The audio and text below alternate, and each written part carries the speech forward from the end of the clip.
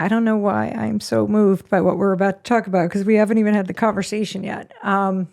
We're answering the question, what makes a good life? It is an absolute honor to introduce you to Dr. Robert Waldinger. He's the director of the Harvard Study of Adult Development. He's also a psychiatrist, a professor at Harvard Medical School, and a Zen priest. He's the author of the amazing book and the international bestseller, The Good Life. And he is here to share all of the research, the secrets, and some very surprising takeaways. And I am certain that by the time you're done listening, your life will not be the same. I hope you share this profound conversation with everyone you know and love, because we all deserve to live a good life. So please help me welcome Dr. Robert Waldinger to the Mel Robbins podcast. I'm so glad to be here. Have you ever had anybody else cry during the opening? Not during the opening, no. For me, it means so much because you get what we're doing and you get why it matters. Like, that you really get it. And it's like, wow, what could be better for somebody who just wrote a book, really, if you think about it.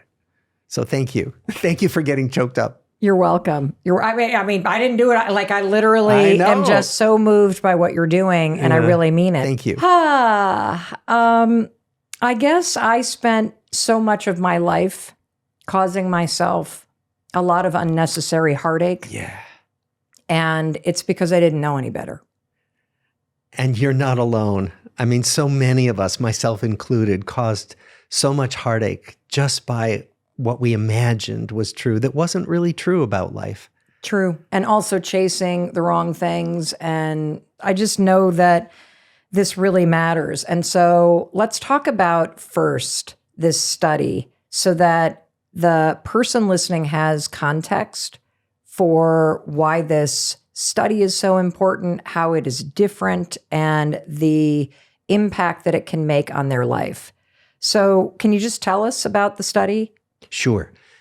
First of all, nobody would ever have dreamed when the study began that we would still be going today. It started in 1938, and it started with two groups of young men first, Harvard College undergraduates, so a very privileged group, and boys from Boston's poorest and most disadvantaged families, a very underprivileged group. And then eventually we expanded to spouses, we expanded to children. But initially, it was a study of thriving. The question was, what helps people make that transition from adolescence into young adulthood on good developmental paths? Mm-hmm. And of course, with Harvard undergraduates, we think, well, they've got their lives all set up. They're privileged. But with the inner city boys, and they were on average about 12 when they entered the study, the question was, how do some children from really disadvantaged homes manage to stay on good developmental paths and grow up into healthy, happy adults? So both groups were studied with the question of what helps us thrive. And how did the study work? So you started in 1938. You've got a group of two very different people, right? Or that's the assumption, because they come from very different backgrounds. And how did the study actually work?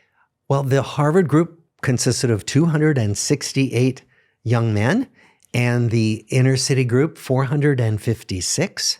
We started with medical exams, psychological interviews. We went to their homes and talked to their parents and sometimes their grandparents. And the workers made notes about like disciplinary style in the home and even what was being served for dinner in 1938. And then they were followed all the way through adolescence into adulthood. Some famous people, John F. Kennedy was part of the Harvard group. Ben Bradley, who was the longtime editor of the Washington Post. The Boston Strangler was part of the inner city group. But most people were not famous. They weren't infamous. They were just living their lives. And then how did you follow them? Because it didn't end with just this sort of one series of interviews. No, and most studies do end that way, or most studies that try to follow people over time stop before 10 years are up because too many people drop out. So this study followed people year after year with questionnaires. How's your life going? Interviews every 10 years where we went to their homes and sat down with them and talked about their lives, medical exams, getting their medical records from their doctors. And then, and this is the coolest thing, eventually we brought in new techniques. So we studied the same big things like, physical health, mental health, work life, relationships, but we started bringing in new techniques as science developed them. So now we draw blood for DNA and messenger RNA. Those things weren't even imagined in 1938. We put people into the MRI scanner and look at their brains and how they light up when we show them different images. Again, people would have thought this was like something from outer space if we had told you in 1938 we could put you in a scanner and look inside at your brain. So it's a really exciting way to see how we can bring in the new tools of science to look at the same questions about well-being. What is the biggest takeaway from this 86-year-long study? The biggest takeaway is that the people who live the longest, stay the healthiest, and are the happiest are the people who have more relationships with other people and warmer relationships with other people. That the people who literally saw more people in a given week, the people who felt happier with their relationships actually lived years longer and they stayed healthier. They didn't develop the diseases of aging as soon, if they developed them at all, compared to people who were more isolated, who didn't care about relationships. What was the most surprising? The surprise was not that relationships keep us happier, because sure, if we have warmer relationships, we're going to be happier. The surprise was that they keep us physically healthier. So how could relationships get into the body and shape our physiology so that good relationships make it less likely that we'll get coronary artery disease? They make it less likely that we'll get type 2 diabetes. How is that even possible? So in the last 10 years, that's what we've been studying in our laboratory. How is it possible? Well, it turns out, so the best hypothesis we have with good data is that it has to do with stress, that relationships are stress regulators. So if you think about it, we're stressed at different times all day long, right? Like I might leave here and an hour from now, something really stressful might happen. And I can literally feel my body rev up. My heart rate revs up. My breathing gets faster, all that, right? Yep. The fight or flight response. What we know is that if I can go home and talk to somebody, if I can call somebody on the phone or talk to someone at home, I can literally feel my body calm down. And that's what the body's meant to do. So it's good that the body gets all revved up in response to stressors, to meet a stressor. But then it's meant to calm down. And what we think happens when we don't have good relationships is that we stay in a kind of low level fight or flight mode where we have higher levels of circulating stress hormones, higher levels of white blood cells ready to fight off danger, and that those things gradually break down multiple systems in the body over time. One of the things that I thought was really interesting was that in the study that you could determine and predict who was going to be healthy at the age of 80 based on certain things you could see in the present. Can you tell us about that? Yeah. So we had studied everybody out to age 80, Yep. and we thought, okay, we have all this information about them year after year after year. Let's look back at them in middle age. So we picked 50. Okay. Let's look back at everything we know about them and say, what are the strongest predictors? Since we know what they look like at age 80, what's the strongest predictor of who's going to be healthy and happy at age 80 when we look at age 50? And when we looked, it wasn't their cholesterol levels. It was how happy they were in their relationships. Initially, we didn't believe it. We reanalyzed the data because we said this can't be true. And then Other studies of different groups of people began to find the same thing. And that's how you know you have a scientific truth. Not when one study, even our study, shows something. It's when many studies point to the same thing. So, Dr. Waldinger, can you talk directly to the person listening? Because there are so many people that write in and listen to the show around the world who either feel super lonely or they are not happy in their relationships. What is your message to that person about what's possible for them? Yeah. Well, if you think about it, there are many reasons why you might not be happy in your relationships. And there are many reasons why you might be lonely. So let's start with your current relationships. What are the reasons for not being happy? So at the worst end, there are really toxic relationships. There are abusive relationships, relationships where we might feel afraid of a partner. Those are relationships where when we can, we need to step away. If there's violence, if there's terrible emotional or physical or sexual abuse. Okay, that's at the extreme end. But most of our relationships aren't troubled in that way. Most relationships have difficulties. I've been married for 38 years. Do I ever have disagreements with my wife? Of course. I mean, any relationship with friends or family that's of any importance is going to have disagreements. So then the question is, are those relationships worth the work of working out difficulties? And in many cases, they are worth the work. So then the question is, can you work it out? Can you, in fact, first of all, accept other people for the things you don't like as well as the things you like? Just as we hope they'll accept us for the ways that I'm annoying and don't even realize it maybe. But then can you also work out differences? Can you talk about what you care about, what's difficult for you in the relationship, and see if you and the other person can come to a better understanding? Many times that's possible. Tell us about what you learned based on this study and the experience of being lonely. One of the things we've learned when we study loneliness is that the causes of why we're lonely are many. And so again, the first step is to think about, why do I feel lonely? So remember, loneliness is that experience of feeling less connected to other people than I want to be. So I could be lonely in my marriage.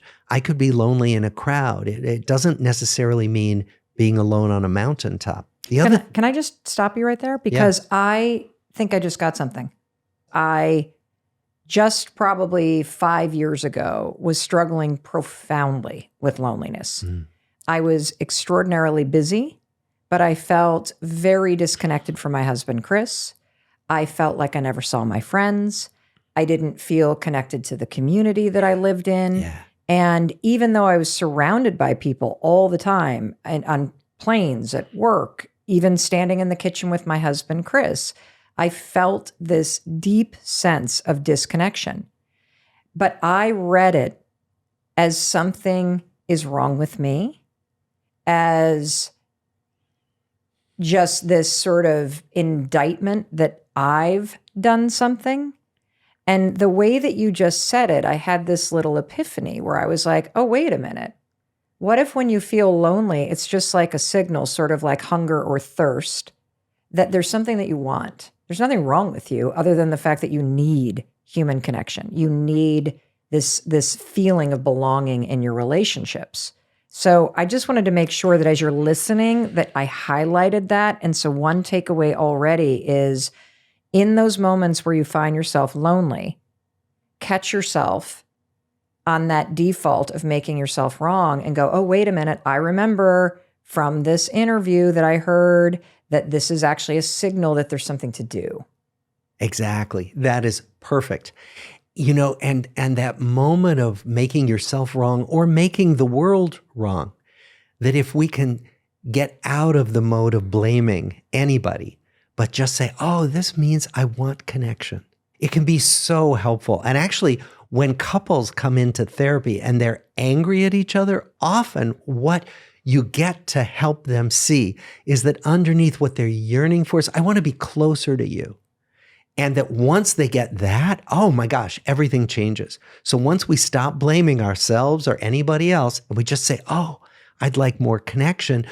What's making that difficult right now? And then we start looking at the things that we might be able to do to make more connection. So if you were to take that and turn it into something that somebody can do. So if you're listening and you do feel lonely, or you're listening and you're like, oh, I relate to what Mel just said, like feeling very disconnected from your partner, is a simple step to simply go up and say, I've been feeling very lonely and I miss feeling connected to you. Yes, although that could feel like blame to a partner, but many partners will be okay with hearing that. Some partners may just need to hear, I'd love to spend a little more time. Could we go for a walk after dinner tonight? Making a positive suggestion might be a place to start. I feel like I just got really good advice, because I tend to go to Chris and just vomit the problem. Chris, but making a positive suggestion for connection. Yes.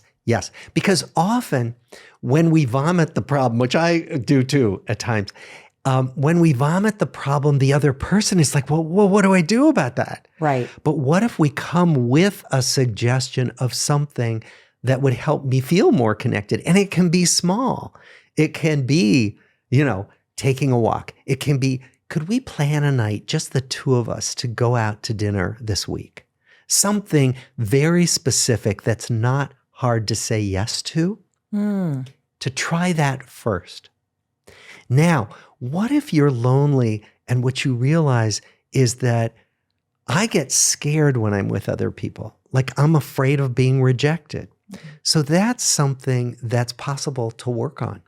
There are, first of all, books you can read about getting through social anxiety. There's therapy for it. Perhaps you have a trusted friend or a family member who you could talk to about what it's like to walk into a room and realize that you're afraid that people aren't going to like you, because many of us have that feeling. So social anxiety is one common reason why we hold ourselves back from people.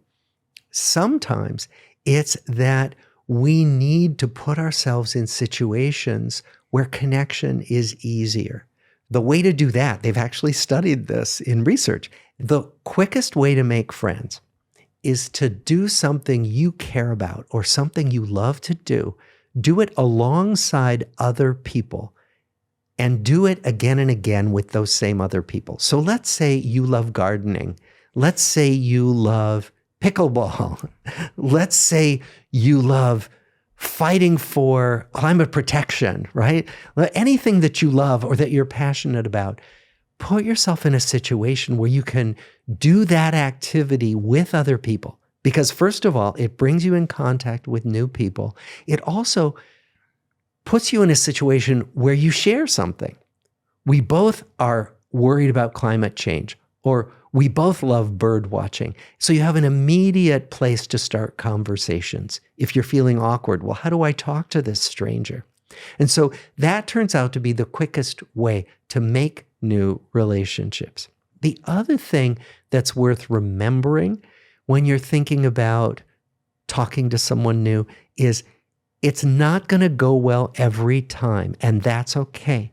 Think of it more like being up to bat in baseball. Like, if you hit the ball 1 time out of 3, you are doing amazing.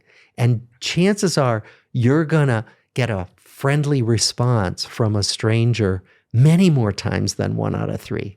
Most of the time, people are going to be kind to you and going to respond well. But don't worry if somebody doesn't. It might mean that they're just having a bad day or they're not in the mood to talk. So remind yourself that it's okay to try multiple times to talk to new people, and that sometimes it's going to go well. I don't even know if I can get through the opening of this. I literally am so excited for today because